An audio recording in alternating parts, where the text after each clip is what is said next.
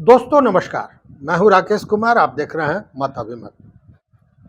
मित्रों, के पाठक शिक्षा विभाग से चले गए, लेकिन शिक्षा विभाग में या शिक्षा विभाग की जो खबरें आ रही हैं, जो बातें हो रही हैं, उस पर चर्चा हो रही है, उसमें आज भी सबसे ज़्यादा के पाठक ही सुनाई दे रहे हैं। और पिछले 2 दिनों में तो ये अति हो गया है। कारण क्या है? अब जब मीडिया की खबरों को आप देखेंगे तो तरह तरह के सवाल आपके मन में आएंगे कि क्या के पाठक राजस्व एवं भू सुधार विभाग में, भूमि सुधार विभाग में जो एसीएस का के पद पर उनका स्थानांतरण हुआ है उससे नाराज है? क्या वो एसीएस राजस्व एवं भूमि सुधार में ज्वाइन नहीं करेंगे? क्या नीतीश कुमार ने जो यह ट्रांसफ़र का फैसला किया उससे उनकी नाराज़गी है? क्या के पाठक एसीएस के रूप में फिर शिक्षा विभाग में आना चाहते हैं? क्या छुट्टी के दौरान उनका ट्रांसफ़र किया गया, इसको लेकर उनकी नाराज़गी है? या यूँ कहें कि जब वो छुट्टी में थे और ट्रांसफ़र नहीं हुआ था, उस बीच में उनके आदेशों को जो बदल दिया गया, लगातार बदला जा रहा है, इसको लेकर उनकी नाराज़गी है? कई प्रश्न हैं। तो आज के वीडियो में इन प्रश्नों का उत्तर तो ढूंढेंगे ही, साथ में इसके कारण को भी समझेंगे। देखिए, ये बातें तब उठना शुरू हुई जब के पाठक के जो जहां वो अभी गए हैं भूमि राजस्व एवं भूमि सुधार विभाग में, वहां एसीएस के चैम्बर पर के पाठक का नेम प्लेट लग गया था। लेकिन बाद में जो मीडिया की खबरें हैं उसके अनुसार उन्होंने फ़ोन करके कहा और उस नेम प्लेट को हटवा दिया। जैसे ही नेम प्लेट के हटने की बात सामने आई, वैसे ही तमाम तरह के सवाल उठने लगे। शिक्षकों में जो कई जगह हमने देखा है, शिक्षकों को ये भय सताने लगा कि क्या के पाठक चले आएंगे फिर शिक्षा विभाग में। तमाम तरह की बातें, कोई कह रहा था कि नहीं आएंगे, कोई कह रहा था आएंगे। उसमें कुछ जो यूट्यूबर्स हैं, पत्रकार मैं नहीं कहूँगा, वो भविष्यवाणी करने लग गए, वो शिक्षकों को डराने लग गए, भविष्यवाणी कर रहे हैं कि शिक्षा विभाग में वापस आ जाएंगे। अब ये बातें जरा बैठता नहीं है, ये ढंग की बातें नहीं है।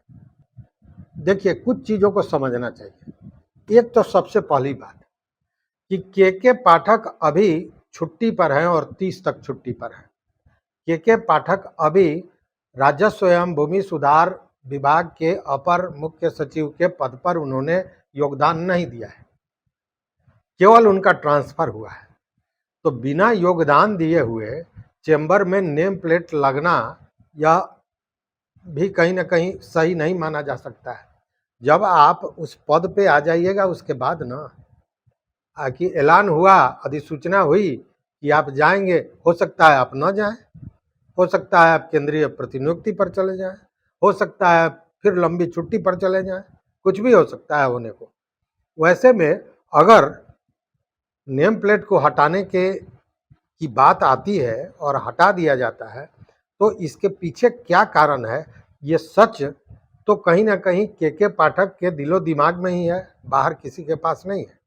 बाहर केवल एक शंका व्यक्त की जा रही है, एक कयास लगाया जा रहा है।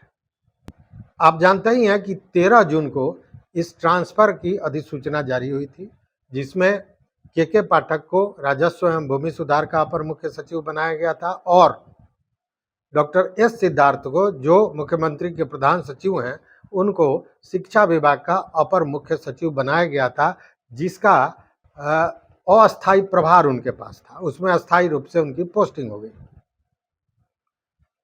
अब एक और मैटर था जिसको लेकर भी तमाम तरह की बातें उठ रही हैं कि वो राजस्व एवं भूमि सुधार विभाग में नहीं जाएंगे के पाठक, इसीलिए वहाँ पे उसका प्रभार दे दिया गया है जो आईएएस हैं दीपक कुमार, उनको। दीपक कुमार अभी ग्रामीण विकास विभाग में अपर मुख्य सचिव हैं, उन्हीं को अतिरिक्त प्रभार दिया गया है। तो इसमें भी कहीं बेचैनी वाली बात नहीं है या कहीं कुछ अलग तरह का कुछ हुआ हो, ऐसा नहीं लगता है। विभाग का पद खाली है, 30 तारीख तक वहाँ कोई नहीं है, चूंकि छुट्टी में है के पाठक। वैसे में विभाग बड़ा महत्वपूर्ण है, राजस्व एवं भू सुधार विभाग बहुत महत्वपूर्ण विभाग है। वहाँ पर अगर कोई वरीय पदाधिकारी नहीं होगा तो स्वाभाविक है कि उसका जो कार्य है वो बाधित होगा। इसलिए स्वाभाविक है कि प्रतिनियुक्ति होती है, प्रभार दिया जाता है और उसी क्रम में दिया गया है। लेकिन ये बातें आ क्यों रही हैं, उसके पीछे कई कारण हैं। वो इसलिए बातें आ रही हैं कि 13 तारीख को जब ट्रांसफ़र हुआ उसके बाद से तमाम तरह के परिवर्तन देखने को मिले। जैसे आपको याद होगा कि जब जैसे गर्मी की छुट्टी समाप्त हुई और स्कूल खुला तो छात्र बेहोश होने लगे, तमाम तरह की परेशानियां होने लगी। तो इसको लेकर छुट्टी की बात हुई। मुख्यमंत्री ने बाज़ाब्ता 8 जून तक छुट्टी भी कर दी। लेकिन जब छुट्टी कर दी तो के पाठक ने उसमें थोड़ा संशोधन करवा लिया और वो छुट्टी छात्रों के लिए रहा, शिक्षकों के लिए नहीं रहा। तो एक विवाद का विषय था। दूसरी बात कि उसके बाद जब स्कूल खुला फिर भी वही प्रॉब्लम था, लेकिन टाइमिंग आप याद कीजिए के पाठक ने रखा था 6 बजे से 1:30 बजे तक। तो उस टाइमिंग को बदल दिया गया तब जब ट्रांसफ़र नहीं हुआ था, मतलब 13 के पहले। तो जब शिक्षकों को छुट्टी के दौरान भी आने के लिए कहा गया तो इससे भी नीतीश कुमार ने नाराज़गी व्यक्त की थी और उन्होंने कहा था कि जब छात्र ही नहीं है तो शिक्षकों के जाने की क्या ज़रूरत है। इस पर भी उन्होंने नाराज़गी व्यक्त की थी। और बाज़ाब्ता आपको याद होगा कि के पाठक को बुलाकर उन्होंने कहा भी था कि इन सारी चीज़ों को ठीक कीजिए, जैसे ही ये चुनाव का आचार संहिता समाप्त होता है सारे चीज़ों को ठीक कीजिए। और उसी के बाद वो छुट्टी में चले गए थे।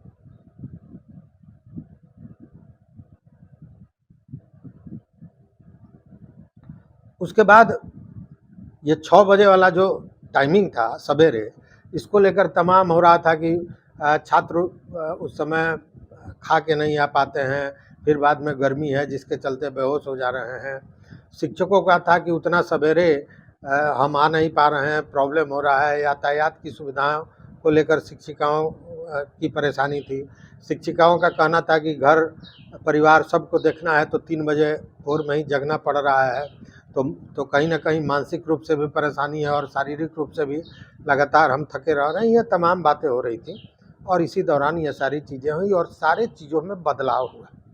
तो इस बदलाव को लेकर के पाठक को लग रहा होगा, जो अनुमान लगाया जा रहा है कि उनके सारे आदेशों को कहीं ना कहीं एक दूसरे पदाधिकारी उसको गलत ठहरा रहा है। जांच का देखिए, उन्होंने जांच के लिए 8,000 लोगों को लगाया था, जांच की प्रक्रिया भी बदल गई और ये जांच या जो ये अनुश्रवण का काम है ये पूरी तरह जिला प्रशासन को दे दिया गया।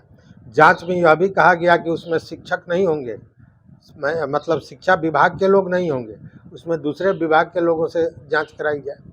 तो ये तमाम चीज़ें बदल रही हैं और इसमें ये सारे प्रश्न उठ रहे हैं। लेकिन सबसे बड़ी बात है कि के पाठक के पास विकल्प क्या है। उनके पास 2-3 विकल्प हैं।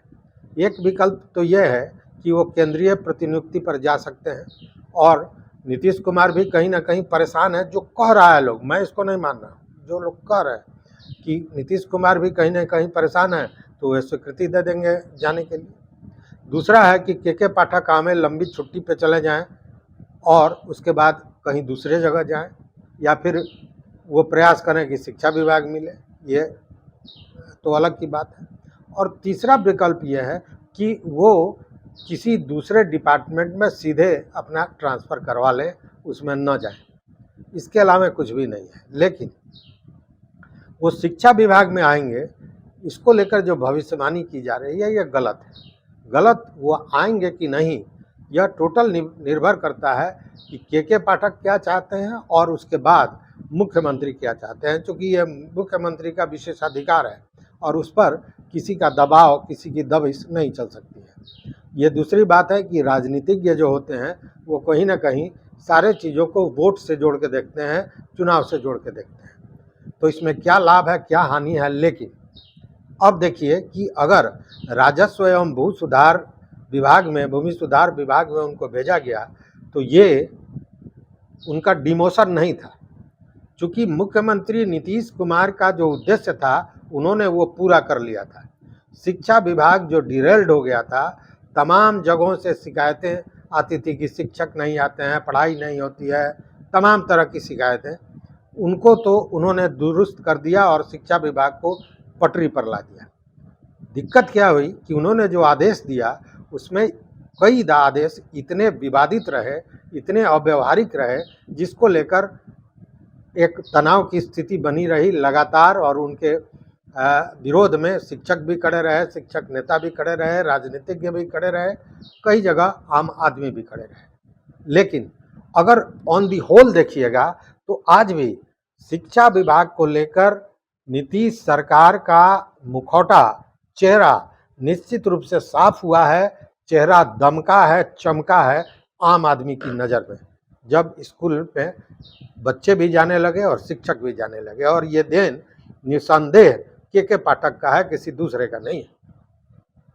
अब ये दूसरी बात है कि उन्होंने कुछ जैसे छुट्टी में कटौती, शिक्षकों के 1 मिनट भी लेट आने पर 7 दिनों का वेतन काट देना, ये तमाम तरह के जो अव्यवहारिक आदेश थे, शाम में 5 बजे तक स्कूल कर देना, जाड़े के दिन में आपने देखा होगा कितनी परेशानियां शिक्षकों को होती थी।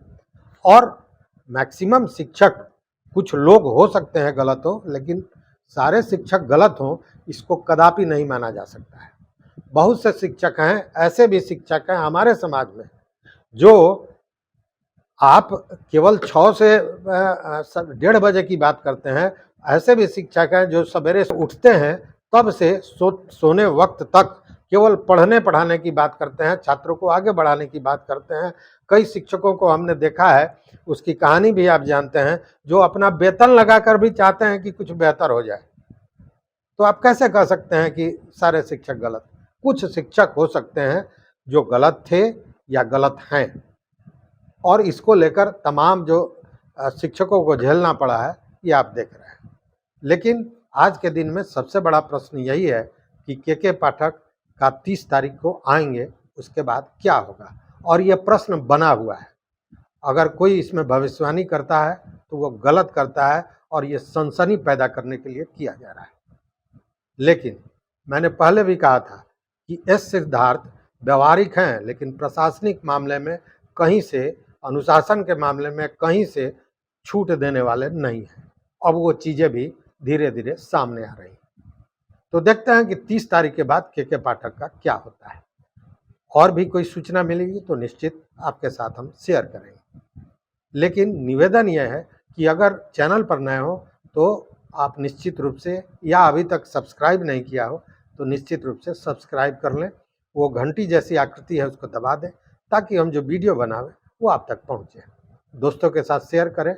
लेकिन इन सारे चीज़ों से महत्वपूर्ण है कि जो बातें हमने आपको बताई उस पर आपका क्या रिएक्शन है, क्या मत है, उसको जरूर हमारे कमेंट बॉक्स में बताएं। देखते रहें मत आप। बहुत बहुत धन्यवाद, बहुत बहुत धन्यवाद।